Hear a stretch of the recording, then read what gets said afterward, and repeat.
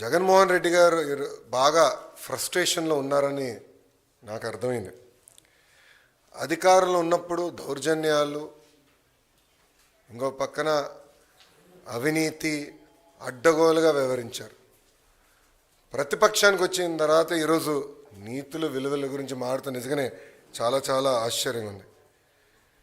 జగన్మోహన్ రెడ్డి గారిలో మేమందరం కోరుకునేది ఏంటంటే, ఒక ముఖ్యమంత్రిగా పనిచేసిన వ్యక్తి ఉందాతనంగా మాట్లాడతారు, వాస్తవాల దగ్గరగా మాట్లాడతారు, ఒక వ్యక్తిని కించపరిచే విధంగా మాట్లాడతారని, కించపరుచుకునే విధంగా మాట్లాడతారని అనుకున్నాం.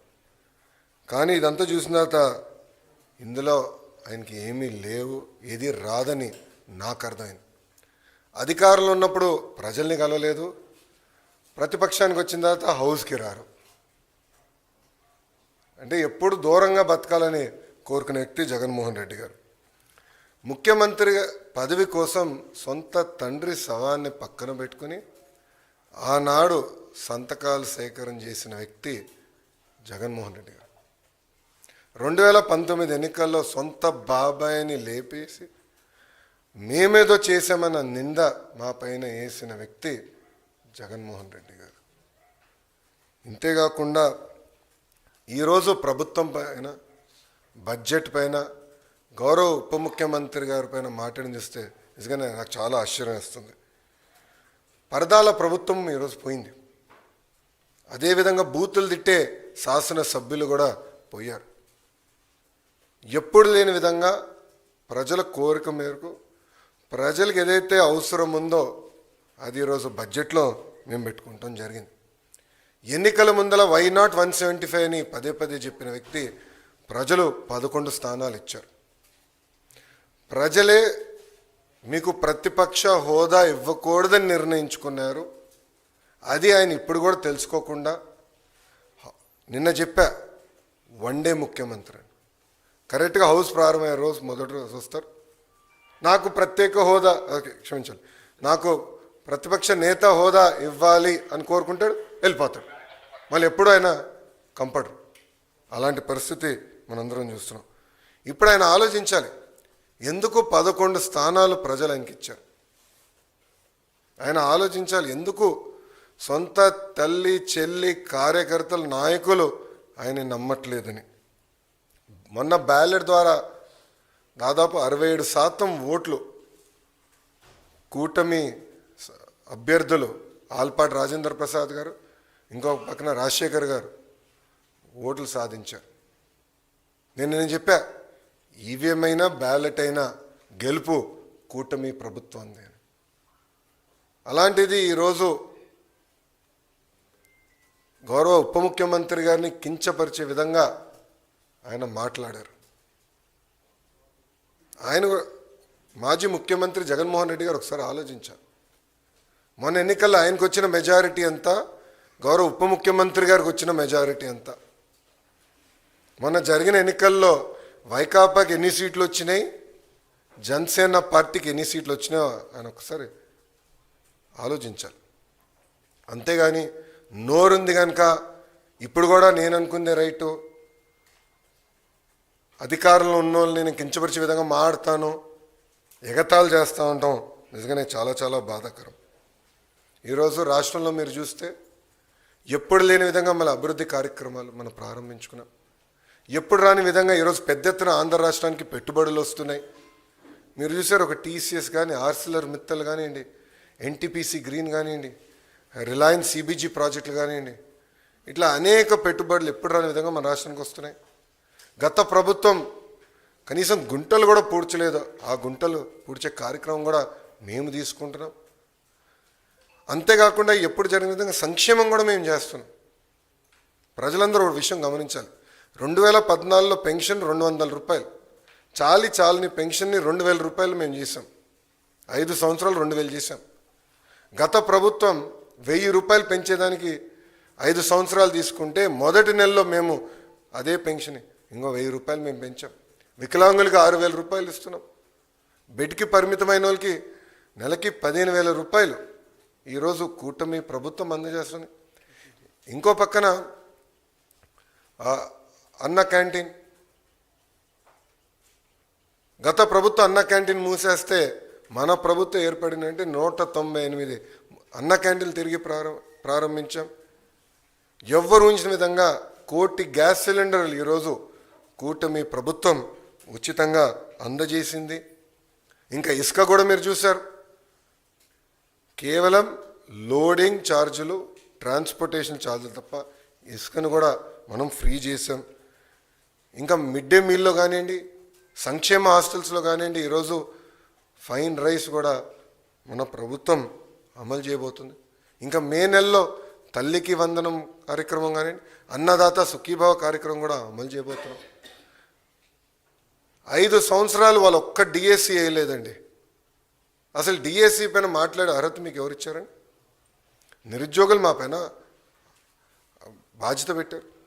మొన్న జరిగిన గ్రాడ్యుయేట్ ఎన్నికల ఫలితాల తర్వాత బాధ్యత మాకు పెరిగింది. అందుకే మేము చాలా స్పష్టంగా చెప్పా, 1 మ్యాన్ కమిషన్ రిపోర్ట్ వచ్చిన వెంటనే డిఎస్సి ప్రక్రియ ప్రారంభిస్తాం. ఇప్పటికీ టెట్ పూర్తి చేశామని చెప్పి అది కూడా ఈ నెలలోనే చేస్తాను కూడా నేను నిరుద్యోగులకు హామీ ఇచ్చాను. సో ఇట్లా ఇచ్చిన ప్రతి హామీ మేము ఒక పద్ధతి ప్రకారం నిలబెట్టుకుంటుంది కూటమి ప్రభుత్వం. ఇప్పుడన్నా జగన్మోహన్ రెడ్డి గారు వాస్తవాలు తెలుసుకుని ఎందుకు ఆయనకి 11 సీట్లు వచ్చినాయి, కార్యకర్తల దగ్గరికి వెళ్ళి గతంలో ఆయన చేసిన తప్పులు తెలుసుకుంటే బాగుంటుందని ఈ సభాముఖం ఆయన తెలుపుకుంటూ, దయచేసి గౌరవ ఉప ముఖ్యమంత్రి గారి గురించి కానివ్వండి, గౌరవ ముఖ్యమంత్రి గారి గురించి ఆలోచించి మాట్లాడమని నేను కోరుతున్నాను. ఈరోజు ప్రజలు వాళ్ళని గెలిపించారు. ఎవరికి రాని మెజారిటీలతో వాళ్ళు గెలిచి ఒక ముఖ్యమంత్రిగా ఉప ముఖ్యమంత్రిగా ఉన్నారు. వాళ్ళని కించపరిచే విధంగా మటుకు మాడితే మేము సహించాం. చాలా ఫర్మ్గా మేము కూడా మాడతాం. మిమ్మల్ని వదిలిపెట్టే ప్రసక్తే ఉండదు. గౌరవం అనేది ఇచ్చిపుచ్చుకోవాలి తప్ప ఏదంటే అది వాగితే మటుకు ప్రభుత్వం ఇక్కడ ఏదో కూర్చుని మేము వింటామనుకుంటే చాలా పొరపాటు పడతారని ఆయన కూడా తెలియజేస్తూ, ఇప్పుడు మీడియా మిత్రులకి అయిన ప్రశ్నలు ఉంటే దానికి సమాధానం చెప్పేదానికి నేను సిద్ధంగా ఉన్నాను.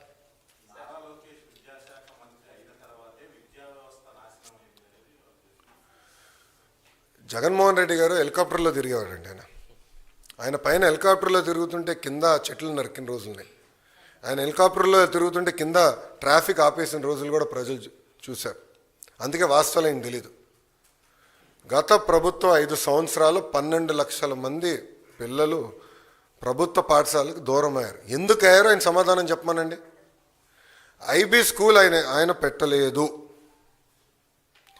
ఐబీఓల దగ్గర ఒక రిపోర్ట్ తీసుకునేదానికి 5 కోట్ల రూపాయలు ప్రభుత్వం వృధా చేసింది.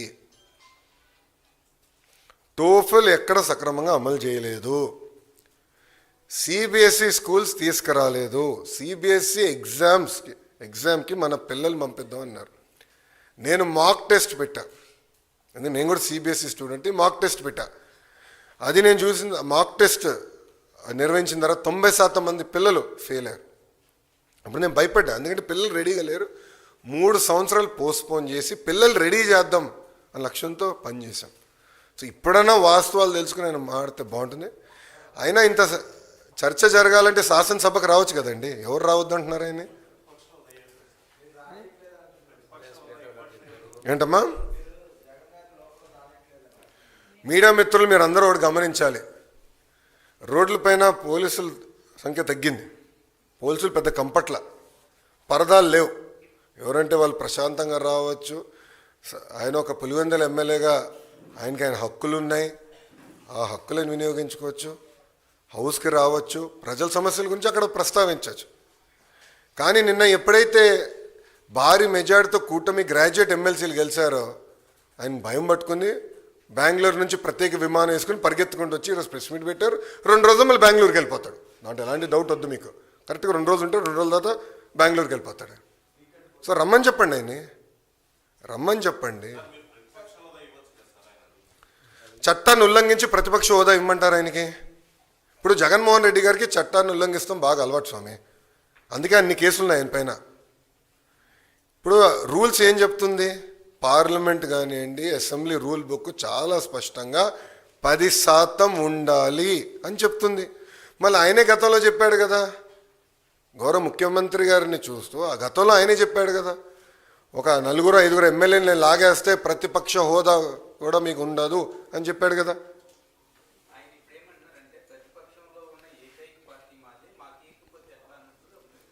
రమ్మని చెప్పండి సార్. ఐ థింక్ రోల్ 11 వాళ్ళకి కేటాయించాం. రోల్ 11లో కరెక్ట్గా 11 మంది కూర్చోవచ్చు. రమ్మని చెప్పండి, చర్చిద్దాం. వాళ్ళకున్న సంఖ్య ప్రకారం, అంటే ప్రజలు నిర్ణయించిన సంఖ్య ప్రకారం టైము వస్తుంది అని మాట్లాడచ్చు. ఎవరు మాట్లాడొద్దన్నారు? ఈరోజు ప్రతి సభ్యుడికి స్పీకర్ గారు మైక్ ఇస్తున్నారు, డిప్యూటీ స్పీకర్ గారు మైక్ ఇస్తున్నారు.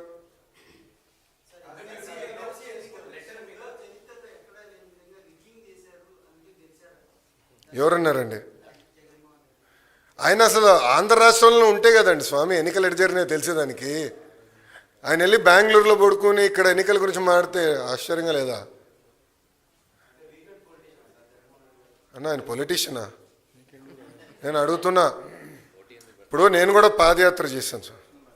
పాదయాత్ర చేసిన తర్వాత నిరంతరం ప్రజల్లో ఉండాలని కోరుకుంటా, అహర్నిశలు కలుస్తా.